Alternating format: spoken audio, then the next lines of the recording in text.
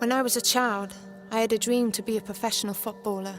One day when I asked to join a team, I was told no. Disgruntled fathers would not accept their sons playing with a little girl. Football was for boys. Why don't you play with dolls, I was asked. Why don't you wear a dress? Why don't you act like a girl should act? I didn't react. I started trying to do my hair, wear makeup and behave like the other girls in my class. But it just wasn't me.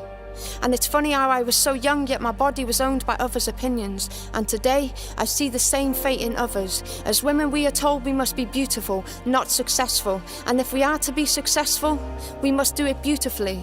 If we possess leadership skills, we are told we are bossy, labelled a bitch. We are told to mould ourselves based on magazines, topless models on page threes. We have women hiding in toilets to breastfeed, because breasts can only be hung free when pleasure is a priority. Although to feed is the most natural act that we can perform. We are told to cover up to conform to the strict identity of modesty. Yet males can walk around topless, and honestly it's degrading. To find yourself shaving every part of your skin just to fit in, because hair is vulgar apparently. Even though it grows from birth, hair is as old as earth. We have more than worth, yet we are told in womb that we are degradable dirt. We suffer from expectation. We are supposed to marry, we are supposed to bear children, and if we don't, we are barren. There's not one country in this world that respects females in the same way males do, regardless of our strengths and our qualities. Make my dinner, dear. Be thinner there, be bigger here. Grow your hair, paint your nails, change your face. Consider here this liposuction or facial reconstruction. I'm sick of the assumptions that we are the weaker sex. Damsel in distress with little interest in anything other than shoes and that little black dress. Did you know that only a third of our politicians are female? How can democracy be demonstrated with this significant detail? Expressing the views of women, yet they derail policies on domestic violence, forcing victims into silence, anti-abortion policies, and awfully they try to deny the occurrence of FGM that prohibits women from experiencing pleasure because dare the woman be in touch with her sexuality. Child marriage, rape, sexual abuse. This society is a noose from which they wish us to hang. Girls hiding in locker rooms because they fear the shape of their own bodies, and slang calls us a slut, whore, slag. Feminism, the idea, the political, social and economical equality of the sexes. So stand with me in shirt, ties, skirts or dresses, whatever you are comfortable wearing. Release your scars and stretch marks and remember who you are. You are Cleopatra, a woman high in intellect and stature, changing the course of history. You matter. Billie Jean fighting the stereotypical shuns of femininity. We have ingenuity and strength. Alice Parker heating homes, and Colette with Kevlar saving lives every day. We paved the way for women in science to scoop the first Nobel Prize. Marie Curie, Rosa Parks refused to give up her seat for equality. Dr. Shirley Ann Jackson, caller ID.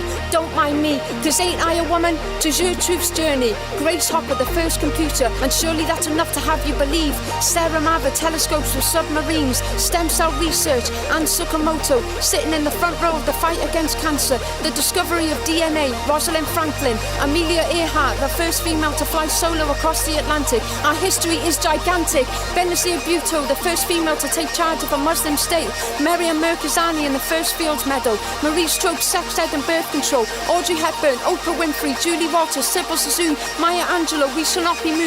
We may be discriminated, beaten and hated, segregated. We are powerful, innovative and inspiration. But most of all, we are amazing.